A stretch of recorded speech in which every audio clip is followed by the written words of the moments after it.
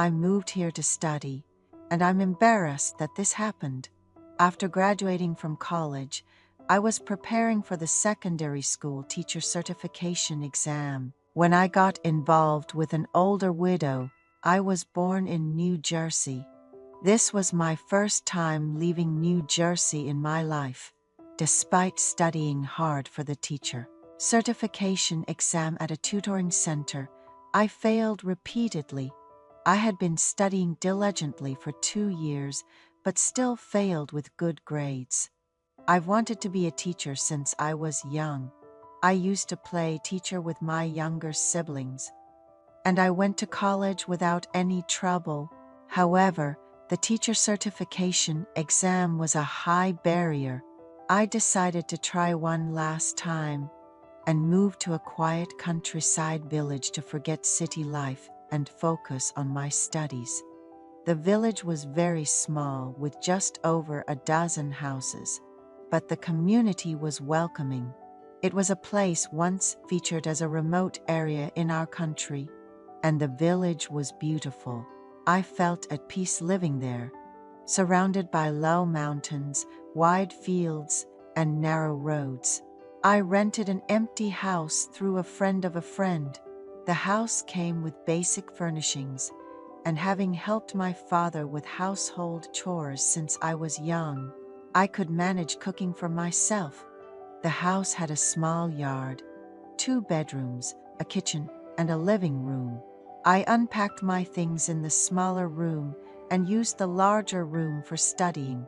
While I was adapting to living, studying, eating, and sleeping in this house, the person who introduced me to the house came by and mentioned that someone they knew was in a tough situation and needed to stay here, asking if it would be all right for them to use the large room, since I planned to use the house alone until just before the teacher certification exam, and it wouldn't interfere with my studies. I didn't mind someone else living there. Out of guilt, they offered to halve my rent. And since I had no financial leeway and had been relying on my parents for allowance, this offer was particularly tempting. I wouldn't have to pay for rent or food while studying at the academy, and I insisted on studying in a quiet place. This one last time, receiving support from my parents who weren't in a great financial situation themselves. The rent wasn't too expensive, but I planned to save up half of it for something I wanted later. But I never imagined she would bring so many children with her. I cleared out the large room and arranged the smaller room for studying. A few days later, some children came into the yard, followed by a small, pretty-looking woman. "I'm sorry, I have 5 kids," she said with a laugh. But it struck me as a moment of realization. She had her hands full. She mentioned that her youngest had just turned 2 when her husband passed away unexpectedly. She had no in-laws or parents of her own, having grown up in an orphanage, a place exclusively for girls at the time. She left with some independence money, worked, and eventually met her husband, who also grew up in an orphanage. Despite never knowing their parents, they wanted to be good parents themselves, which led to their large family. After her husband's sudden death, she discovered he had taken out loans in preparation to start a franchise business. Around the time they were expecting their youngest, they lived cozily in a small house, but had to leave due to the loans, ending up in a remote village. The children's eyes all sparkled with innocence. The mother was busy with the paperwork for moving and transferring schools, willing to do any job available in the village. She has 3 daughters and 2 sons, the older boys often finding joy in sleeping in my room. She apologized, yet seemed to find a moment to breathe. At night, I could hear her telling old stories to her daughters in the next room. It's astonishing how she's managed to never raise her voice at her children. in such dire circumstances, truly a remarkable mother. The boys excitedly talked about their dad, saying, "Our dad was the best, even better than others. He didn't go to college, but was smart up until high school. He would teach us kindly whenever we asked and helped with chores."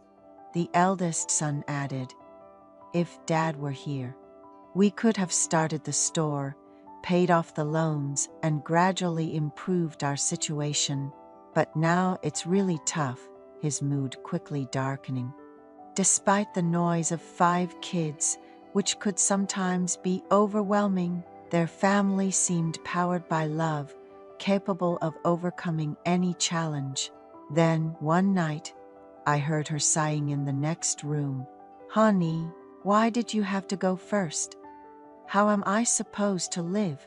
I'm barely getting by in this remote village we've never been to before." Her monologue, filled with sorrow, touched my heart. Living in a single room with 5 children must be incredibly challenging. Strangely, I found myself increasingly concerned about her. In the morning, she would send the 4th and youngest to daycare, working wherever she could find piecemeal work or at a nearby small factory to earn their daily wages. Raising a brood of kids, she had honed her cooking skills to perfection.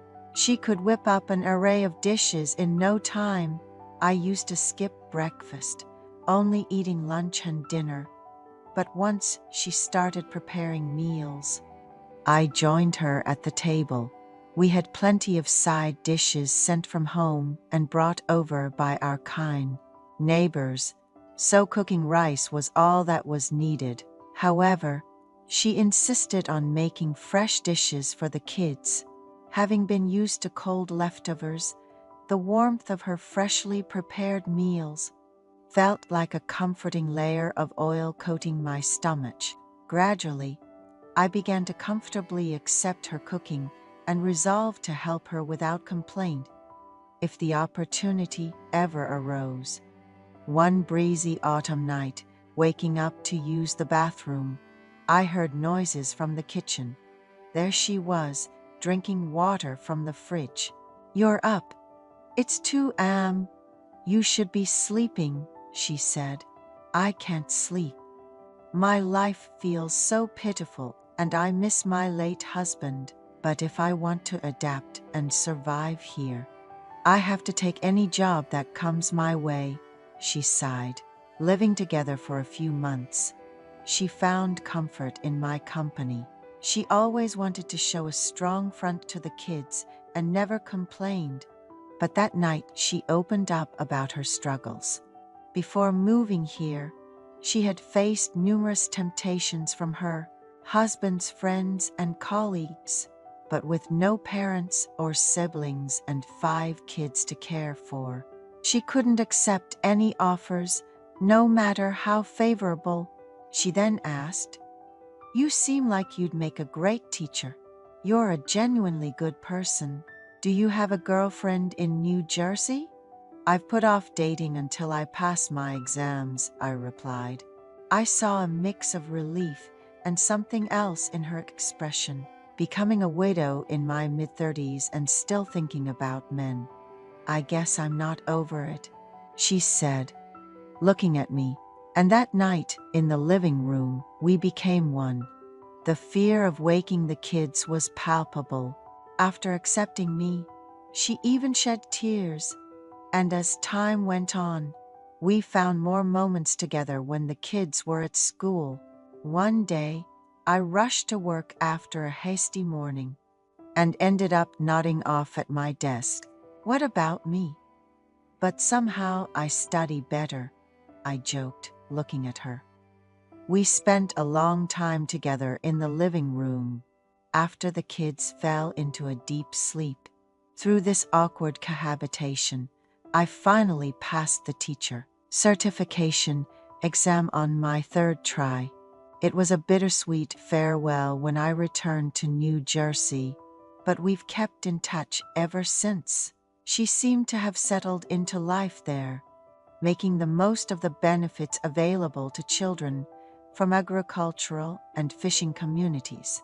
I met my current wife at the school where I started working. She's a year younger than me, a beloved moral education teacher, known for her warm approach to the kids and immensely popular among them. I might be bragging, but I was even voted the most handsome teacher by the students. After 4 years of teaching, her kids have grown up. Two, her eldest is now in their senior year of high school. She married a wealthy bachelor from the area, known for his prosperous farming. He's a professional farmer, specializing in cultivating exotic crops for export.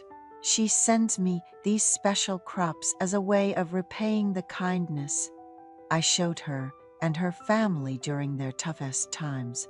I tell her to not worry about me and to live comfortably, but she says she can't forget how I generously offered them a large room and accepted them when they were in dire need. She wishes I'd think of her as an older sister. I laughed and said, "All right, sis. If your husband ever gives you trouble, just tell me. I'll be your brother and sort it out."